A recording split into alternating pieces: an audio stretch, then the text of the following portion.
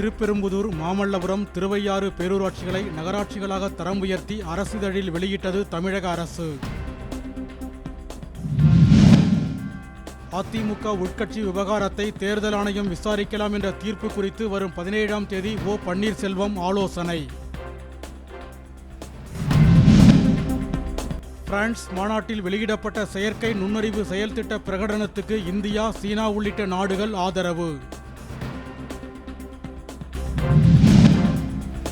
தேர்தல் வியூக வகுப்பாளர் பிரசாந்த் கிஷோரின் ஆலோசனையால் திமுக வெற்றி பெறவில்லை என அமைச்சர் ஐ. பெரியசாமி விளக்கம்.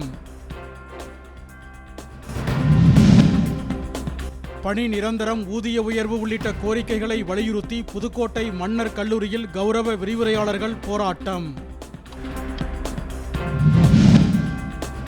தென்காசி மாவட்டம் செங்கோட்டை நகராட்சி கூட்டத்தில் அமளி. பாதியில் வெளியேறிய நகர்மன்ற தலைவரை அதிமுக உறுப்பினர் மறித்ததால் பரபரப்பு. தாராபுரம் உப்பாறு அணையில் தண்ணீர் திறப்பு. தற்போது பாசனத்திற்கு தண்ணீர் தேவையில்லை என விவசாயிகள் கூறியதால் பரபரப்பு.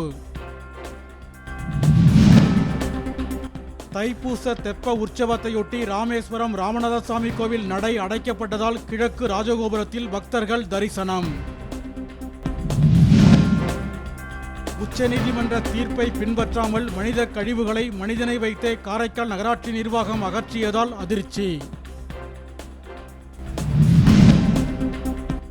ஒருநாள் மட்டைப்பந்து போட்டி தரவரிசையில் 2வது இடம் பிடித்தார் இந்தியாவின் சுப்மன் கில். பாகிஸ்தானின் பாபர் ஆசம் தொடர்ந்து முதலிடம்.